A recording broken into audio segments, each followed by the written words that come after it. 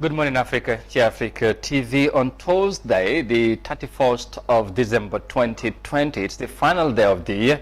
And as the year ends, we say Happy New Year in advance. And of course, it has been a very, very difficult year, I think, for everyone. Well, of course, 2020 has been a different year, like I said. But then finally, it's saying goodbye in the midst of the coronavirus pandemic. And this morning, we will be talking about more of that and other issues in the country and beyond. But wherever you are and watching this program right now, we say thank you very much for the company this morning, but of course for being with us the whole year. It has been a great company, and thank you for the loyal support. Wherever you are, once again, good morning, or should we say good afternoon or good evening. This is Africa TV, and once again, thanks for joining us. Mbokk ñu ngi leen di nuyu.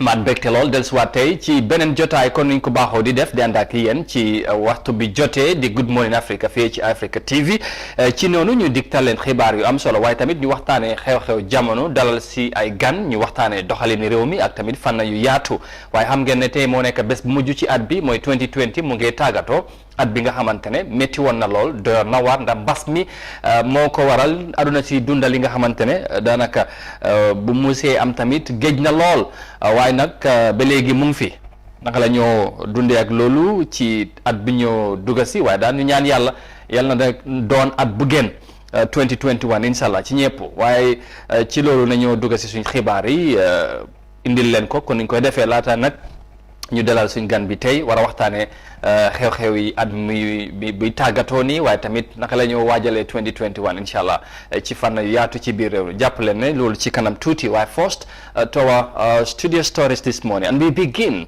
with matter of the ongoing public hearing of the TRRC, because Kadi Samate was a breastfeeding mother whose husband Modu Fati was part of an opposition protest in 2016 demanding for the release of another opposition politician who died in state custody.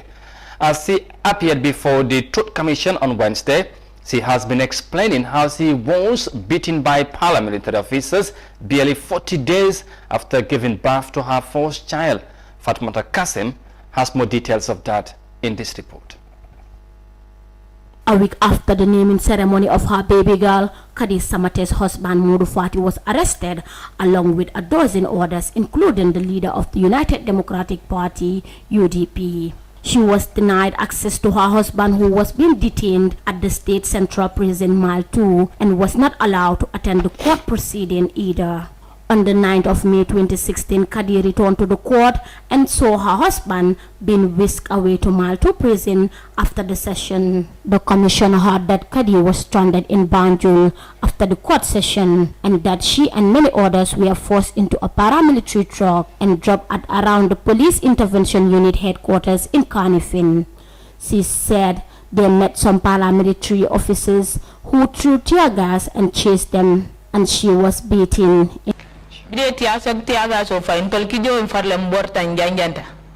fired the tear gas, we were terrified and we scattered. What happened afterwards? After we ran away, they chased after us.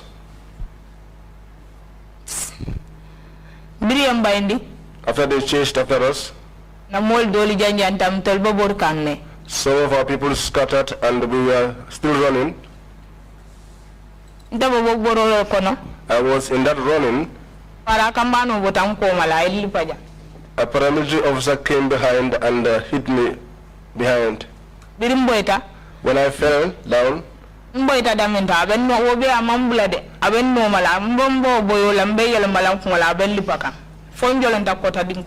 even where I fell, he did not let me be. He continued pursuing me and I was somersaulting until I fell into a ditch. When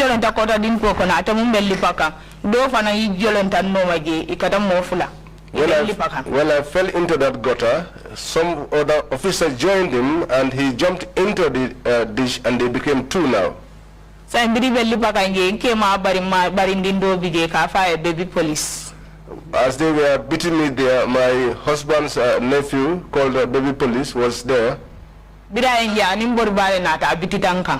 When he saw me, he rushed towards me and lay on me and covered me.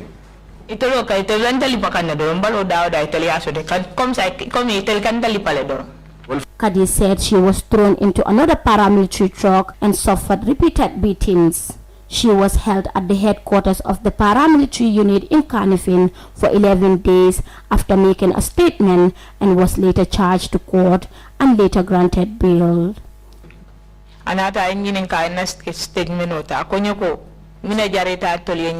She came, questioned me and took down my statement and then asked me, "What is this worth for you?"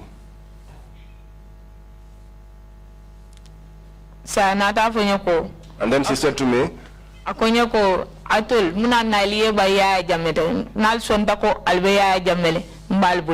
"You people, why do you not like Yaya Jammeh? If you would accept Yaya Jammeh, we would release you."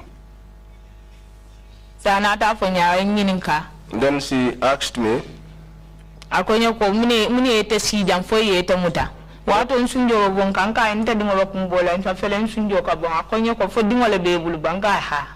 at that time, she asked me, "What brought you into this?" At that time, I was suckling and milk was coming from my breast. So I told her that I have a baby who is suckling and she's crying.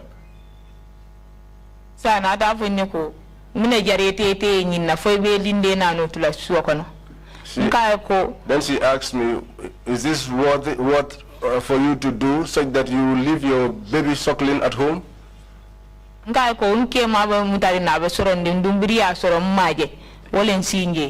The Jammeh-era dictatorship had no tolerance for dissent. Opposition figures and their supporters and relatives suffered persistent harassment, intimidation, and imprisonment. Since January 2009, the Truth Commission has been hearing into the extent of abuse, human rights violation committed in the space of 22 years. Some of the violations include torture, enforced disappearances, killings, arrests, and detentions. For iAfrica TV, I am Fatoumata Kasim. Kadi Gassama narrating her ordeal at the hands of the NIA before Gambia's Truth, Reconciliation and Reparation Commission on, of course, Wednesday. It was yesterday. Now, away from the matters of the TRC, we report on matters of the president, because President Barrow has told a meeting in Fonyi, Sibanor, that his government has brought more development than the country has seen in the last 50 years. He promised to do more when his mandate is renewed in 2021, and that he will provide more villages with electricity before 2025. Details of that in this report by Umar Ahmad Toure. President Barrow said his government registered much development in 4 years under the coalition he headed, and that has attracted people in the diaspora to come back home to seek jobs. He said this in itself is axiomatic and plain for all to see. Gambia has seen something that it never saw in 50 years. The work we are doing has been witnessed by all, and that's why those sleeping has woken up. People in the diaspora are coming back to the country. There are people from England and America who are back in the country to look for jobs. So even the blind can see the work we are doing. He said the little development registered is just a beginning, and that Gambia will see unprecedented development come 2021 when his party NPP forms the new government. Barrow has been criticized by the opposition for using the tour to campaign for votes. He, however, accused opposition parliamentarians of undermining his developmental plans, as they think accepting his development proposals mean aiding his re-election. All this development we are doing, there is a big fight against us at the National Assembly, because how others see things is that we cannot allow President Barrow to do all what he is doing, as we are also eyeing for the presidential seat. If he should achieve all his development, we cannot defeat him at elections. Allowing him is like helping the president to retain power in the Gambia. Barrow promised the people of Fonyi that they will benefit from the second phase of the electricity project, which will cover over 600 villages within the Kombo and Fonyi. He reiterated that he has the interest of Gambia at heart and that whoever is in his government has to do so or be sacked. For iAfrica TV, I am Omar Ahmad Toure. All right, Omar Ahmad Toure there reporting. Thank you very much for that report. As President Barrow promises for more development if he's re-elected in 2021 for the Rural Committee or for the Gambian people. And of course, as he continues his ongoing Meet the People's tour.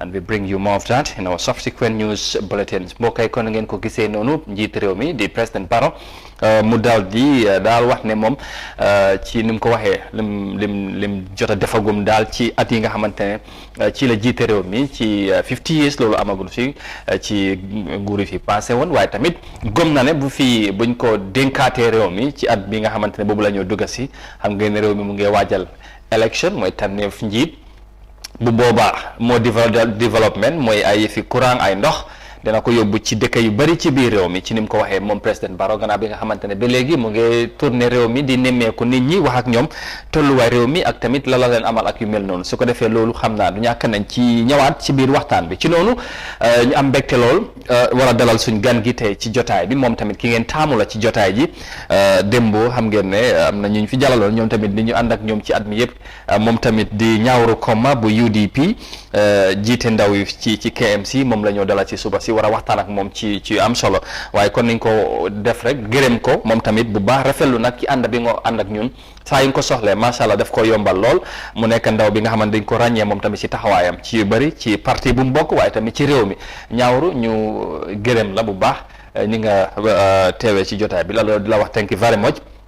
And of course, take the opportunity also, wish you happy new year in advance as we say goodbye to 2020. Di la wax ne jërëjëf ma ñu bàyyi la nga nuyoo ñi nga xamante ñoom ñooy seetaan. jërëjëf Amadou kontaan naa trop comme ni nga ko waxee tey ma teew fii as usual. te I'm especially honored pour ma nekk the final guest on the Good Morning Africa show. 31st.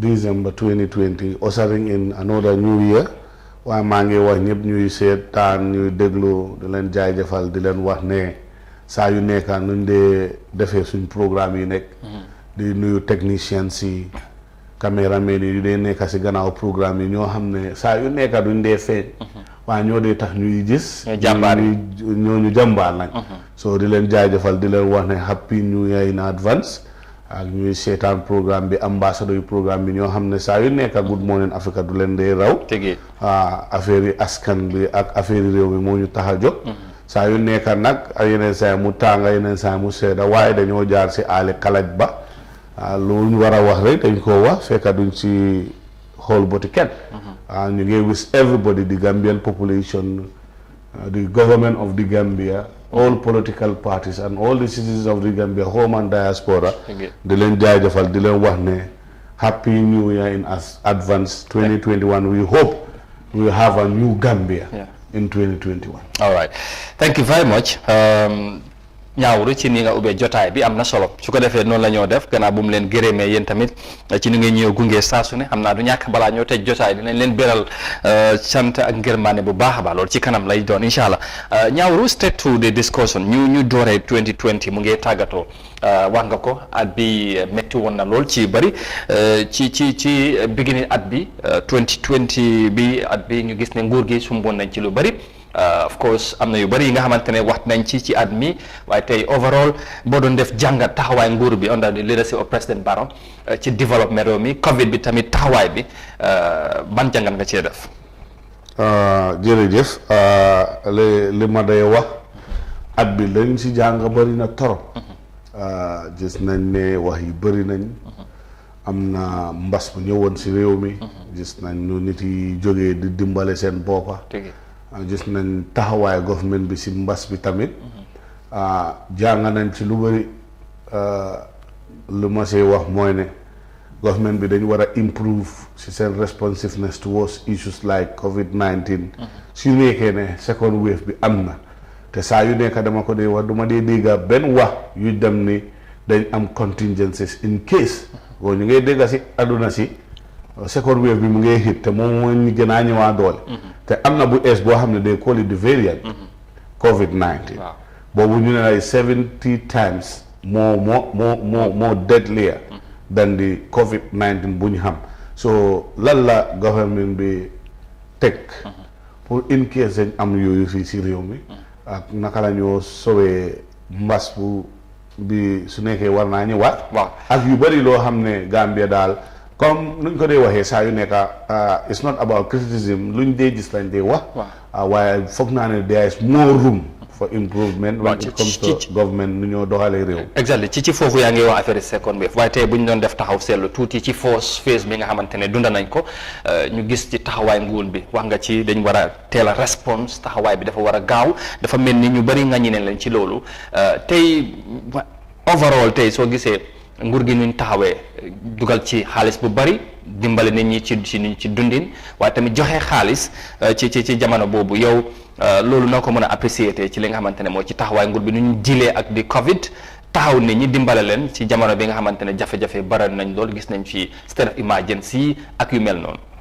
waaw comme ni nga ko waxee loolu mun nañ ci wax ne comme ñu si jàppa di la wax ne jërëjëf because xam nga daf dee nekk concerted effort dafa am loo xam ne politics waru see nekk loolu yëfi Gambia la soo gisee ñuy wax mooy gàllankoor yu ñu dee am ak issue yu ñu dee am si situation bi nu mu dee demee COVID-19 relief package bi kenn waxul ne baaxut waaye lu ñu dee wax mooy ne nu mu ñëwee moo bon ci naka c'est from the inception si procurement ni bagage yi sax efficientut setut nu mu war a jaaree jaaru fa nuñ ko defee jaarul ak yoon loolu ñu ngi ko loolu féet na nga ci am wala loolu dama si am lu set man duma dee wax waxi ñu ne naane déedéet li ma xam laa dee wax te kenn mënut a weddi loolu because of procurement bi dafa war a close by tender on Saturday balaa loolu yow start nga di paak maalo yi Makati Square foo ko tendee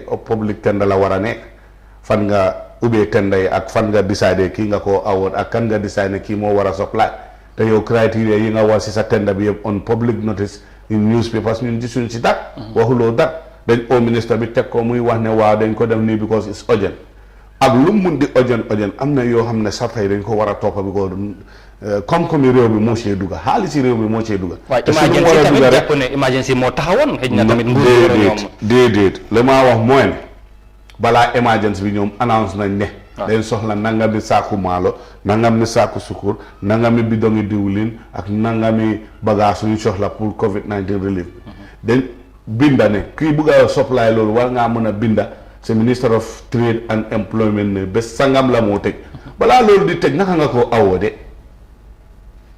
kon yow am na lu ci yow nga ne samedi la war a tëj Friday by 12 noon la war a tëj balaa loolu noonu samedi si suba fekk stand nañ di supply maalo bi di ko teg foo naka la opening tender bi time boobu la submission of the tender mooy ne fu ñu waree dugal xëy ñu leen war a mën a jox doole pour ñu jox la ko kañ la ñoo toog di seega loolu di seet kan lañ ko war a jox te loolu comme samedi ajuma 12 la loolu war a teg pour nga mën a yóbbu sa kayit léegi ñu mujjee war a mën a yóbbu seen kayit bi boori 12 balaa ñooñu di dugal seen kayit bi sax am na kuñ ko jox ba stade kooku stade na si supply ok léegi lay wax ne léegi apart from loolu mun ngaa nangu ne kon leneen li lépp macha allah amoon na taxawaay bi ak ni nga ko doxalee distribution bi ak tamit li nga xamante ne mooy initiative bi ci boppam président bi ñëw wax ak réew mi ba pare wax ne nguur gi lii lañ jël teg xaalis boobu foog naa yooyu yëpp lu ñu war a mën a tàccu la parce que tamit emergency la te réew mi dafa soxla nguur gi ñu am ci taxawaay bu am solo. waaw xam nga waxoon naa la fii ma ne la tàccu yombut process bu ñu war a jël pour tàccu nit du dee nekk process. waaye appreciate at least effort bu nit ki def. loolu tamit appreciate ñëpp appreciate nañ ko si naka mooy ne waxuma la initiative bi is not laudable nu mu doxee. doxalin bi ñoo am yoo xam ne dañ leen am bots. understand doxalin bi kenn waxul ne jox maalo nit pour xam ne daf ko soxla ñëpp a soxla maalo ku ko soxla nga jox ko kenn waxul ne loolu baaxut doxalin yi la ñoo wax ñun amuñ problème ak jox nit loo xam ne daf ko yeeloo mu dimbale ko during this mbas loolu kenn amul ci problème doxalin yi ak nuñ ko teralee pour ëllëg ak li si biir suy ñëwaat ñu meeg soone yooyu jaar yoon because soo defee lu baax sax jaar yu yoon after affaire bi nga def dee lëcc du dee mën a set ak li nga mun di éene lu baax fekk doxalin bi ak yoon bi baaxut ok ba balaa ñoo tëj ci affaire mbas mi wax nga ci waruñ ci rax politique ndax ñëpp ñoo ci ànd taxaw waaye dafa mel ni gis nañ ci politique surtout ci state of emergency bi extension bi ak yu mel noonu bu président bi requesté député yi pour ñu extend gis nañ ñenn ci ñoom ñu gën a bari bokk seen parti ñu ne UDP lañ bokk ñu ne ñoom ñu bañ a yokk affaire yi loolu est-ce que foog loolu tamit politique du gën a foofu ñu bari duut seen parti bi tamit baaraam ne ñoom ñoo bëggut a extend li nga xamante ne mooy emergency lan nga wax ci loolu. Amadou jërëjëf laajte boobu doon xam nga bañ bu nekk daf dee am sarta daf dee am lu tax ñu ko dee wax. waxuñ lu tax ñu bañ bu dee nit du dee toog rek di bañ dañ la jox first 45 days state of emergency first 90 days ñu joxaat la beneen 45 days yow restrictions yi nga wax ak régulation yoo teg sarta yooyu ndax fulfill nga leen ndax yow delloo nga waan nga si gars yi ñu dee defar luwaane sarta yi impact bi leen gis ci suñ impact because yow soo ne social gathering yow si sa boppa bi nekka nguur saa yu nekka suñ génnee yaa dee jaaxa sarta yooyu noonu léegi bàyyil nga def li la neex jëlal sa own doole nga jël sarta yoo xam ne war nga koo mun a dugal constitution bi may na la doole boobu pour nga def ko waaye nga génnee si ñoo xam ne élection ak lu si biir dara su xewee duñ wax ne ñii ñoo tax lii xew si réew. waaye est-ce que tamit jarutoo ñoom ñu seetaan. déedéet ñu seet nit ñi ñu bañ a seet président bi. wala nguur gi seen président bi kese ñu artu nguur gi ñu ne leen li ngeen di def loolu waaye nag ñu amaana mënoon nañoo yokka because of nit ñi nga xamante ñoom ñoo leen fa teg est-ce que foog loolu moo gënoon. li ma wax mooy ne. is very important pour nit yi understand leena mooy ne. lu xat lu emergency am na yoo xam ne principle yoo xam ne doo ko dee mun a compromise doo mun a laajte xaalis bu mel noonu nga dugal ko nga ne si yoo ko dugal ñu ngi laa wax ne yow soo ko dugalee war ngaa mun a isi auditor report o war ngaa mun a isi nga wax ñu ne lii fan la dugal ak lii fan la jaar sarta yi nga teg ndax da nga koo implement di laata ndax sarta yoo xam ne dañ ko binda si bug nii rek ñu teg ko di ko wax nii rek si radio yooyu fekka si néeg bi la moo am ak si National Assembly suñ génnee si biti duñ dee practice loolu yëpp léegi loolu ban impact la am si société bi loolu taxut luwaa yooyu ak sarta yooyu ak régulation yooyu jóg pour dimbale askan wi loolu dimbale wut askan da nga binda loolu rek you just state of emergency wear face mask wash your hand whatever other regulations that are there WHO guidelines te duñ ko dee implement outside the National Assembly or outside the office it is not meant for that du looloo tax mu jóg lu tax mu jóg mooy askan wi nañ toppa loolu pour mbas bi bu mu gën a yokku te gisoon nañ fii lu tax ñu def loolu woon na nag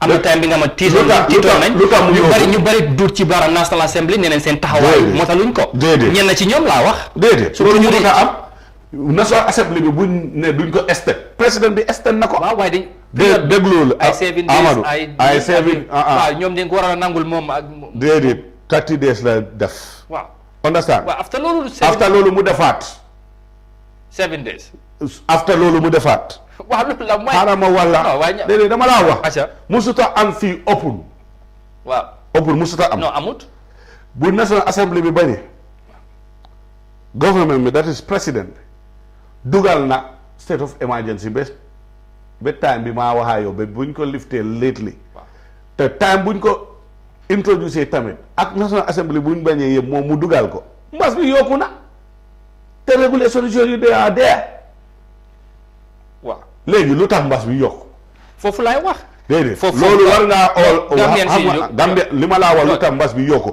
wax naa la fii ma ne la sarta yu ñoo binda it is not just pour ñu binda ko si bugg dañ ko war a implémenter di laan te lu si gën a naxari loo nit mooy président bi moom saa yu jógee mbas bi su jógee su teree sarta mooy pour nit yi moom su buggee jóg pour dem def i affaire am sarta bi dañ ko dee randal nii tegee ko boor dem doxi seen soxla su ñëwee ñu isiwaat sarta bi est-ce que loolu fair allegation la tamit du fair allegation lii is not an allegation xam nga allegation si angale daanaka mooy ne tuumal lii du tuumal lii luñ gis la xanaa yow gisoo ko bu président bi mid COVID-19 mu dem ubbi police station Mankamakunda oote ndaje xanaa ba time boobu Covid amut loolu allégation la loolu dañ ko ooyee allégation si time boobu fekk yëf yi dafa wàññeeku nu mu bàyyee boppam noonu la bàyyee ñëpp déedéet after loolu la sooj bi am bu mu jógee Mankamakunda yooyu noonu la sooj bi am fii Gambian people are dying like what yow tamit fii lañ nekka AKS are here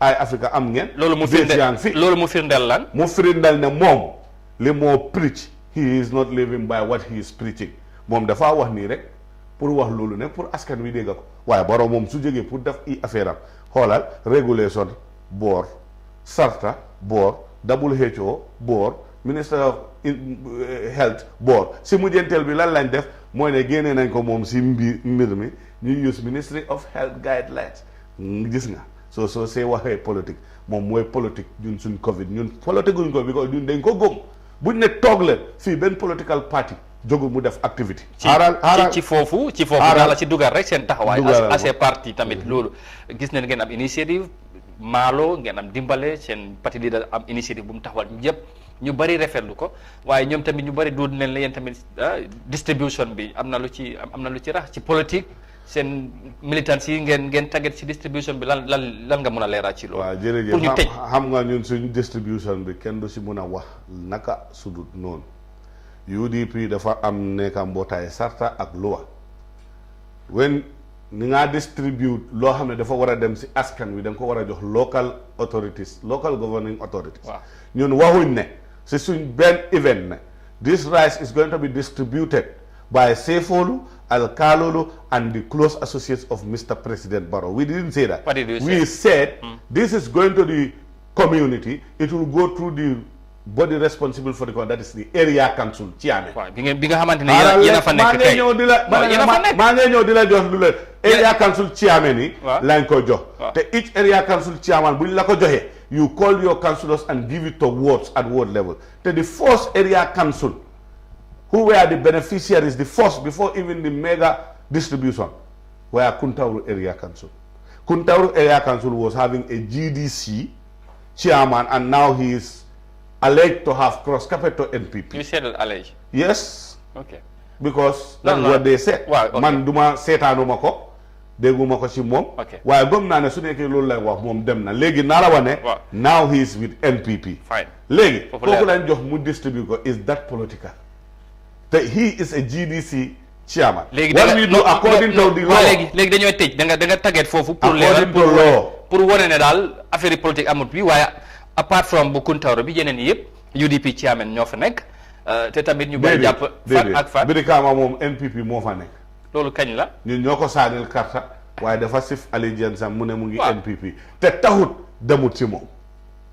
xam nga dafa am yoo xam ne nañ jaar si àll kala bi fii benn nit moo dee use bagage yi réew mi pour politique fii kenn moo dee use alal réew mi pour political boppam mooy ne président Barrow. président Barrow toogam ministre yow gis nga ne. nañ ci ñëw dañoo see ñëw nañ see wax si jaar si àll kala bi. yow nga ne da ngaa toog pour xam problème yi réew mi yaa ñoo wax 50 years. yow la nga liggéey gara amul problème loolu nañ ci ñëw boobu loolu am na solo su ko defee ñu continuer quickly xam na time bi dañu may ñu dem ci ñu des ci National Assembly bi tamit coow li nga xamante ne Gambien si bëri ba léegi gis nañ ne process baa ngi continuer mooy nu ñu rejected draft constitution draft bill bi bu 2020 bi coow li bëri lool from the CRC ñu des ci liggéey def consultations ñu dugal ci over $100 million si yóbbu ko ci président bi ok affaire yi ñu dem to the parliament ñoom ñu président bi ok wut non laalu ci président bi ok wut ko he didn't have the legal right to take that document. No. What they asked them is to do to go through it like any other body.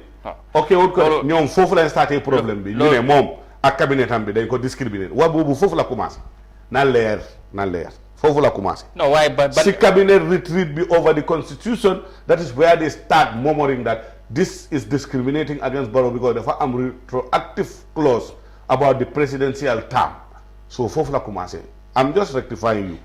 No, man am na def ma benn mistake balaa nga ma rectify. Man li ma waaye simple président bi dafa ok affaire yi parce que laalu ci dara. Ok wu ko, he has no right to ok it. Lan la fa génne. No, loolu you don't call it okay. They submitted their document to him to look at it and he blessed the document. He didn't bless it. Blessed ko. Lan la ko def. Daf ko bless.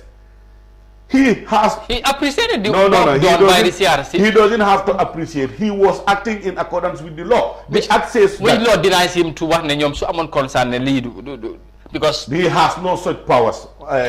Constitutional issues are not treated like any other issue. It is created by an act of parliament which gave a time frame for the completion of the CRC framework and their job. When it is done, it should be submitted to the president, to the executive, and the executive within a period of time through the Ministry of Justice will gazette this and send it to the National Assembly. Yeah. for perusal and due consideration and approval, then it will be forwarded to a referendum if it passes through the process of the National Assembly. So he has no powers to stop it at that moment. No, I'm he not has talking no about powers to bless it or not bless it. What he has to do, look at it like any other group with the executive, that is the cabinet.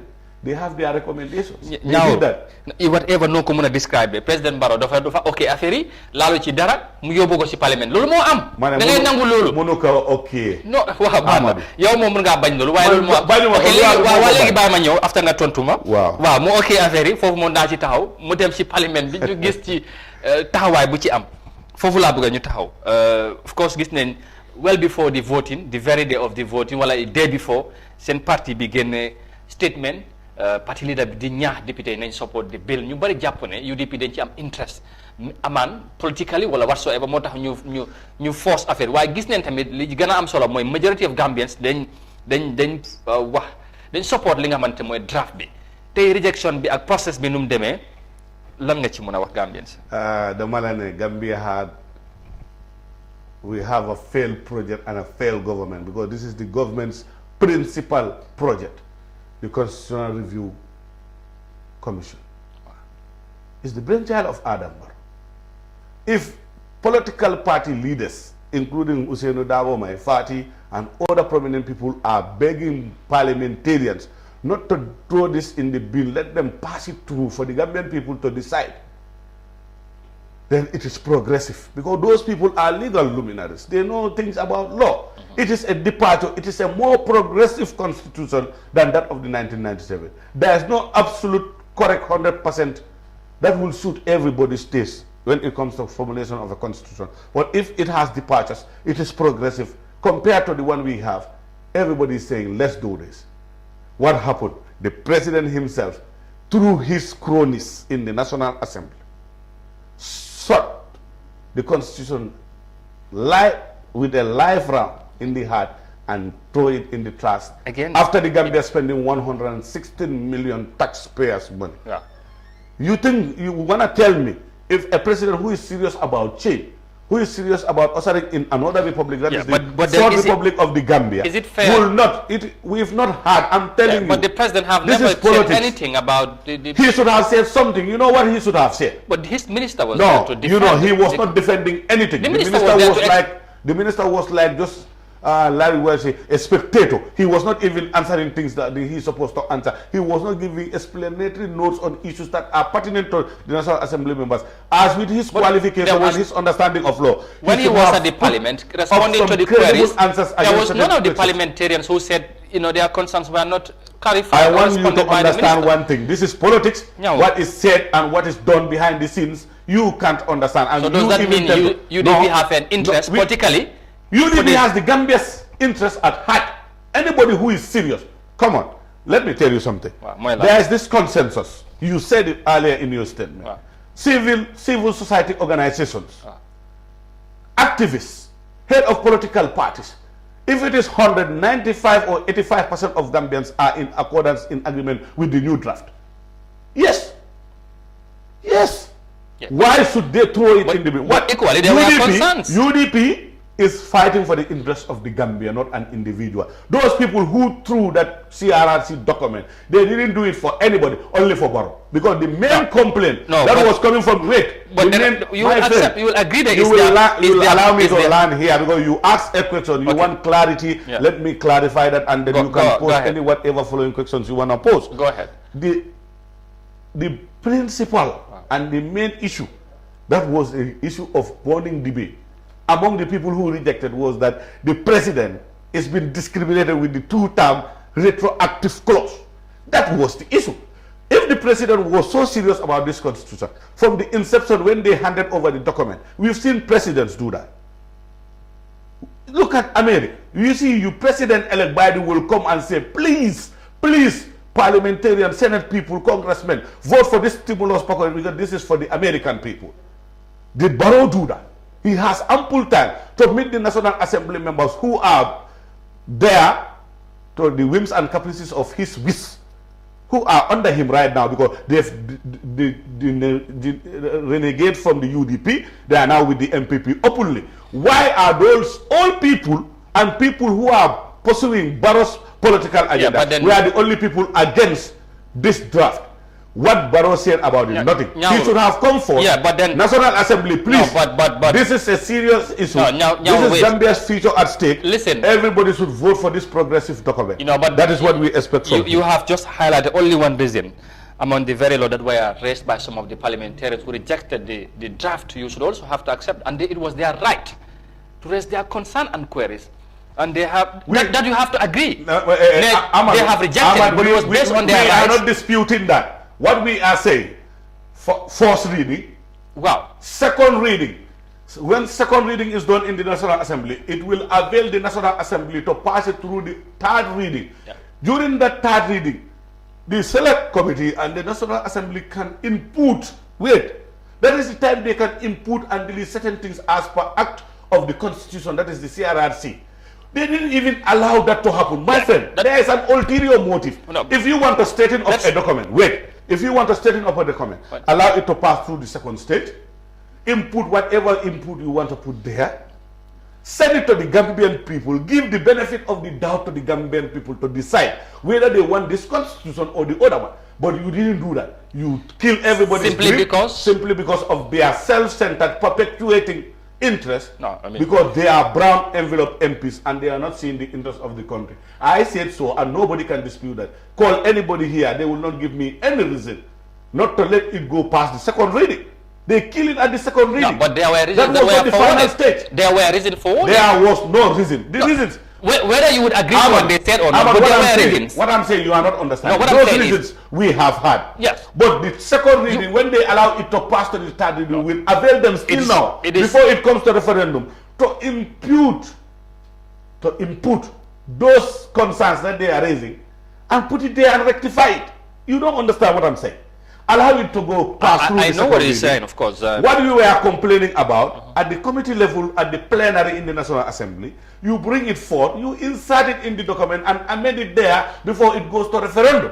Allow the Gambian people to decide whether they want this document or not. They didn't do that. They do it because they are self-serving, they are nurturing and perpetuating an individual, serving him the whims and the caprices of Mr. Barr. This is what they do. They live for nothing, they live for something and die for nothing. Okay, that's your own view anyway. This is what they do. No, but again, the process is still on. Not long ago, the former Nigerian president, Goodluck Jonathan, was in town to continue the consultation, pour ñu mën a revive that somehow dead draft constitution, as many would portray it now. Of course, you have just denounced the position of those NAMs who rejected the bill at the first stage. Do you believe there's a way out with the situation? And then, as a country, probably we are, of course, many expected we were going to, will get to next year's elections with a new constitution, and apparently there's no one as we speak. There'll be a consensus to get us a new document for 2021? You know what I think? What? I think Barrow is a joke. The government is a joke. Wait. That's serious. That's a very serious statement, and I'm saying it again. He's a joke. How can you just some months ago throw a document that's supposed to pass? That is what I'm talking about. It's supposed to pass through the second reading and amend the constitution, send it to the people to decide. Now, the same document you throw away, you going out in other countries, asking people to come and play the good cop. You want to reintroduce that to the Gambian people for what reason? If you believe what I'm saying, that these politicians, especially Barr, is not concentrated. Why are you particular so? Because who is bringing this forth? Is it not the government again? Yes. Who is talking? Is it the political parties? Yeah, but they are included. Is the government? President Barrow went to Nigeria. Yes. Just to tell the President Buhari, thank you. We're wasting government resources to say thank you for what your forces were doing. Thank you only. That is what they said. But you have to be serious. What they said in news. They said in the news. President went to meet Buhari to thank him for the Nigerian forces here and the economic, whatever the Nigerian people are doing for Gambia. We appreciate only for a thank you. With a high-powered delegation wasting government resources. When you went there, you came back. Behind the scenes, you went and met Bad Luck Jonathan. You brought him here to go and do what? Talk to political parties so that we can reintroduce the same bill. No, you are not serious. We introduce the same bill that you threw away some months ago, saying it's not good, you want to change some of those parts at your own, for your own interests at the expense of the Gambian people. You think Gambians are fools? You think Gambians are just nuisance? They don't know what they do. But what do you know that has been discussed as of now? These people are not serious. The consultation have just started. I mean, Which consultation? Yeah. My friend, because the political parties, the act civil of the National societies, Assembly that established the CRRC has already but then the reality is completed their mandate. No, so you want to tell me Ministry of Justice want to create their own constitution? That's fine. We need to move on. I think we have to leave it at that. I wanted us to, of course, see if you think there was a way out, but it appears you are not supporting the new process that's been initiated. It's hypocrisy 101 by the borough government. You cannot hate a document yesterday. Today, after looking at it, maybe you look at the merits. Wait. No, but after thoroughly looking at the merits and the demerits of the constitution, you want to reintroduce through what? These people are jokes. Okay. Anyway, let's talk about the tour now, because I don't think we will conclude with regards to this draft. But I only hope the discussion will yield some positive results or outcome. After the next phase takes place, but then it looks like now it is not supporting that anyway. But that's his own view on the that is the not policy. my own view. It's a popular view. Yeah, but I'm talking to you right now. You are talking to me. Whenever I talk, I'm not talking alone. Okay. Because I'm out there as a journalist. You do your work. I'm a politician. I hear what people say. That these people, they want to play with us. How can they throw our draft, spend a lot of money on them? They still want to bring out the same draft. What is the motive behind? They have a motive. It will come to face. Okay. Inshallah. You will see certain things that they will impute in this, whatever they want to bring, that will bring commotion in this country. Let people be in this country. We have about, what is good for the geese should be good for the Ghana. Quickly, wow, that's fine. Just put round up finally. Let's talk about the tour, just briefly, and then we talk about your own party, because Center Hawaii 2020. I mean, I'm not the party, supporters who want to know that. But young don join time wala dud baran. Of course, the president's tour is a constitutional requirement. More of them to meet the real me wax ak ñoom jafe-jafe yi developments yi ak yan plan la nguur bi am. Lan nga mën a jàngatee tour bi this year 1 month lañ ko def déggoon naa sa parti la wax ne loolu nag mosul koo gis one month loolu dafa gudda torop tey tour bi ni mu gisee muy demee ak luñ ci dégga président bi gis nañ fi launch na fi ay project dig na Gambien si tamit ne fii ba 2025 electricity ak ndox dina nekk history te lim fi defagul macha allah fu 4 years Gambien si yëpp teg nañ ci seen boot. lan nga ci mën a wax. jërëjëf xam nga man li ma dee bëgg a yow wax foog naa ne waxkat boo xam ne daf dee wax loo xam ne amul def dee foog ne déglukat bi moom dafa dof. lan la wax lu am naka ngay régler courant yi provinces bi ñu am courant ñu seen bos régler wut. non waaye 2025 déglu ma the ones that have existing electricity and water, they have still water problems. They still have some electricity problems. You didn't put that even to 80%. You're talking to me, telling me that rural Gambia, you will give them 100% coverage. You think people in the rural Gambia, they are sleeping? They are not. When you say electrifying Kiang has 53 villages. You electrify 12 and leave the 42 out. Yeah, but it's a process. Process. Well, now, that process that you're talking about. At least appraise. You are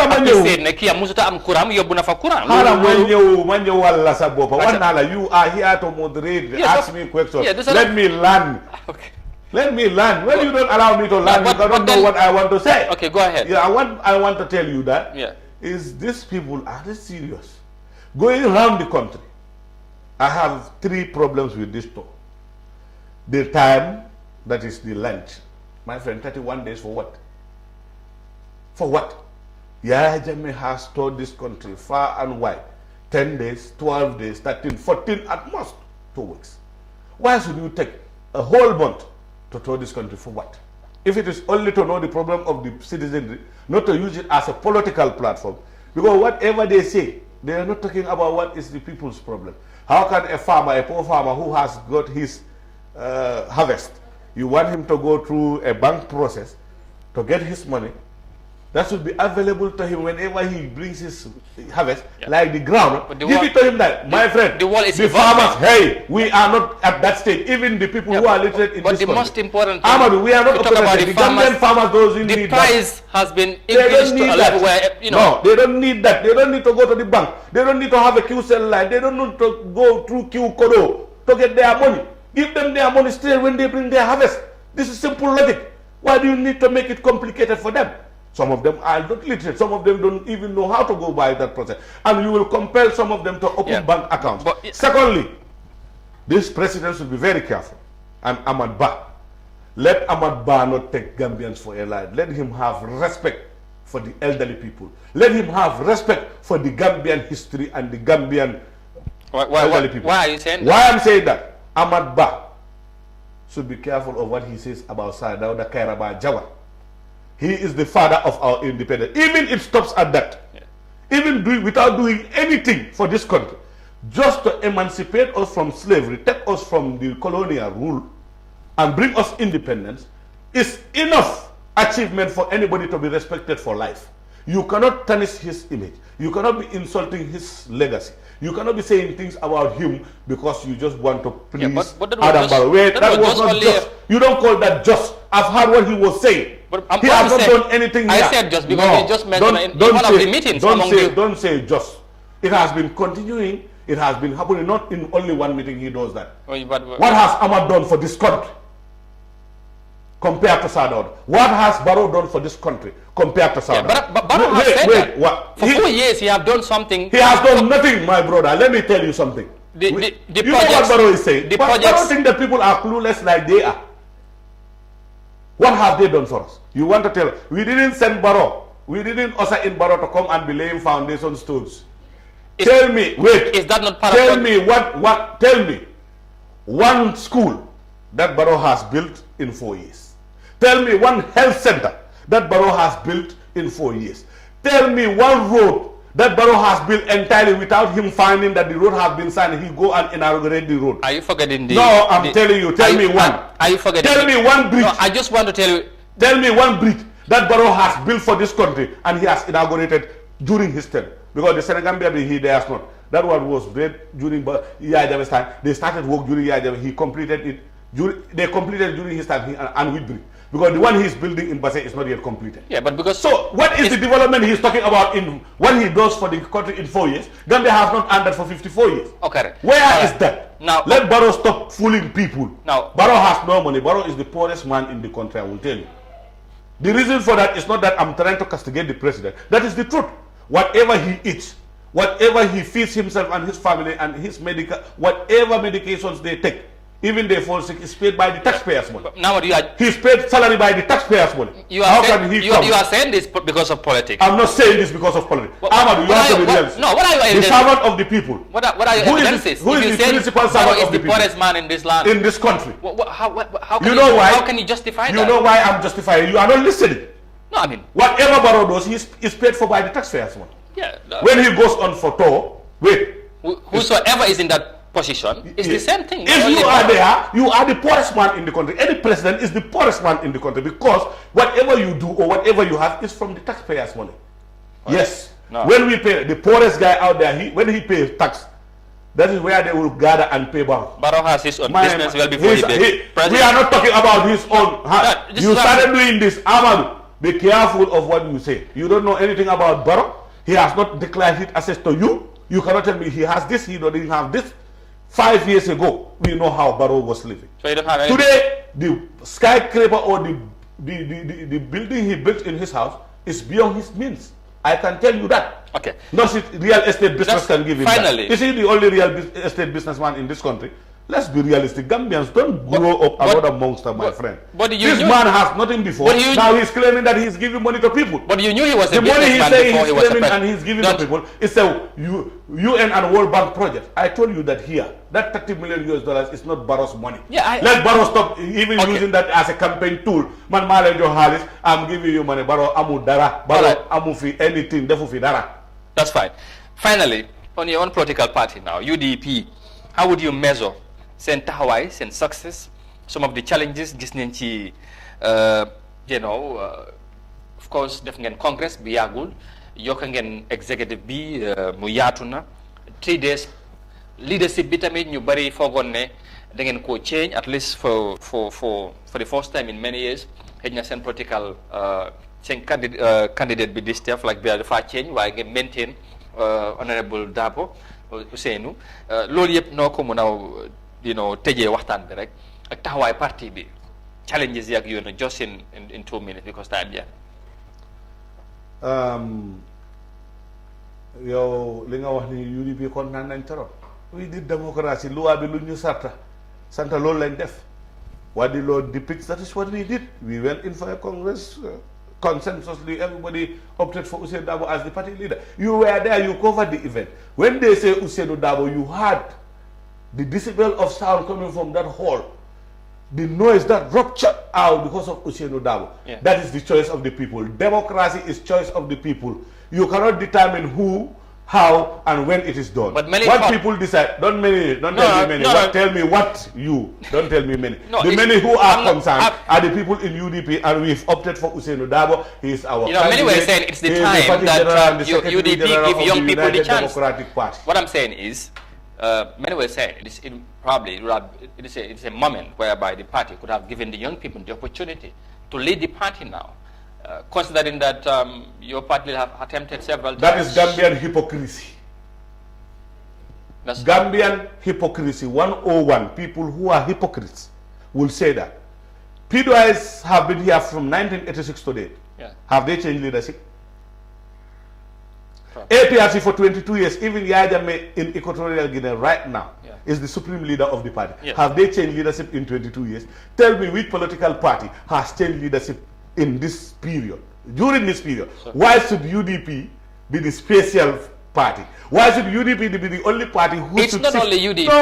No, but you asking me yeah, UDP. because I'm talking about UDP. But you have never had any journalist asking why, even if Babili Massa is in Equatorial Guinea, why is he still the supreme leader? But he's not leading the party anymore. I'm saying he is the supreme leader. Yeah, supreme, yeah. And the party leader. Yeah. That is an honorary position that they've not taken from him, and they will always consult him when they do things. Okay. That is the respect.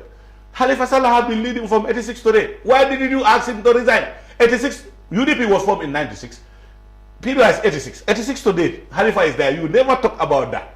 Why is UDP special? Why always UDP? No, it's not. If it is longevity, This goes Khalifa to- has been in no, politics before Ousainou Darboe. No, of recent, of recent, I'm Gambians saying- have been concerned about not only UDP. It's just to say there's no the democracy that people talk about at the political level, because on your political parties, not only the UDP per se, but like you mentioned, other political parties also have the same. You know what we want? For many years. You know what we want? Is that because of consistency? You know what we want? Finally, we want democracy to be at work. Let people not force political parties to choose leaders and how to do their things. No, you should not propose to us whether it's going to be young or old. We have tested young people here for times.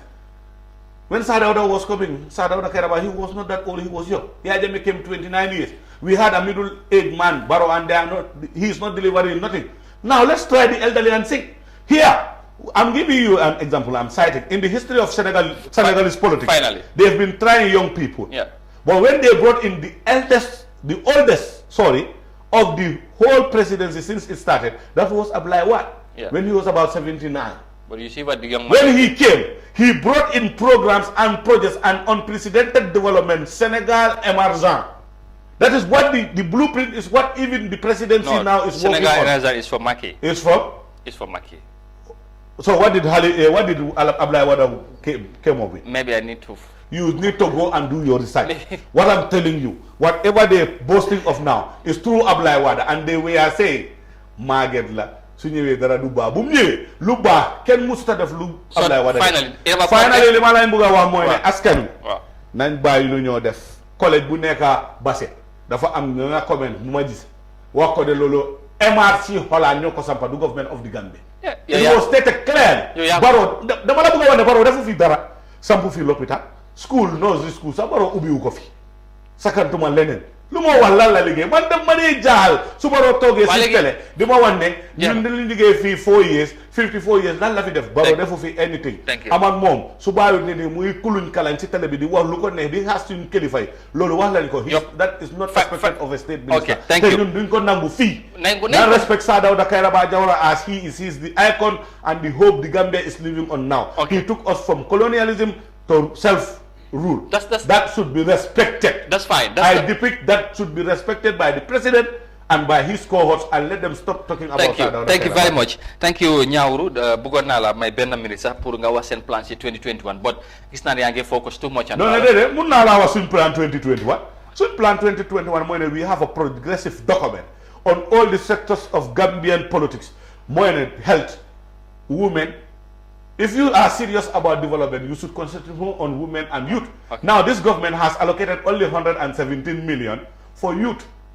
They've given 607 million to again, we are talking about the government. I ask you to talk about your own party. How can we talk about our party without talking about the government? We are a government in waiting. Whatever we do, we talk about the policies of government that affects everybody because we want to change those policies. If any serious government comes in this country, you should concentrate on youth and sport.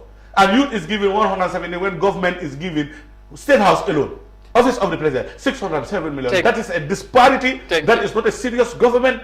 It is not a government that is meant on using youth only by verbally telling youth we are empowering. They are not empowering any youth. Agriculture is also not empowering. 402 million in the budget estimate. We have better things for the youths. All right. We have better things for agriculture. Thank you. Thank you very much. Nyawru Komba of UDP, thank you very much. It can be a better way to end 2020 with this program than this one. Thank you very much once again for coming. Ñu ngi lay gërëm bu baax di la sant ci taxawaay bi kon ni ma ko waxee ndaw la waaye taxawaayam ñu bari dañ ko rafetlu ci parti bu mu bokk waaye tamit ci réew mi yu bari def ci dee bu ko gisee def ci dee wax ñu ngi koo gërëm tamit saa ñu ko soxlee dafay yombal teewaay bi ñu ngi ko gërëm bu baax moo Nyawru Komba moom moo jiite ndaw yi UDP ci KMC ñu ngi ko gërëm di ko wish once again happy new year in advance. We hope that 2021 would be better for everyone waaye tamit ñi nga xamante ne jaar nañ fi yëpp ci at mi ak suma collègues yi ci programme bi ñoom Mod Ñang ñoom Julde Njaay ak tamit ñeneen ñi nga xamante ne yëpp jaar nañ ci programme bi ñoom Abdoulaye Mendy Paco ak gars yi ñu ngi leen di gërëm team bi yëpp ñu jàpp waaye caméraman bi waaw technical ñooñu ok ak soxna Tunkara waaw am nañu gars am na fi ay lieutenants nag gis naa loolu waaye garaaw ay lawyer sax waaw ñoom yëpp ñu ngi leen di ñu ngi ko gërëm ak ñoom MC gars yëpp daal ñu ngi leen di gërëm waaye team bi yëpp entirely ñu ngi leen di wax ne thank you very much for the teamwork, for the hard work. It was really good. Don't meeting, it was a challenging year for everyone, but together we have done a jërë ngeen jëf. Why bigger thanks goes to you, the viewers, for the support, for everything. You have been really fantastic, and we say thank you very much. Anytime, anywhere we are, you have been supporting, and that's what we will say. Thank you. Happy New Year in advance. Till we meet again tomorrow for the first edition of the year, but of course the week's ending edition. I've been your host, and thank you very much. Jërë ngeen jëf. Bye bye.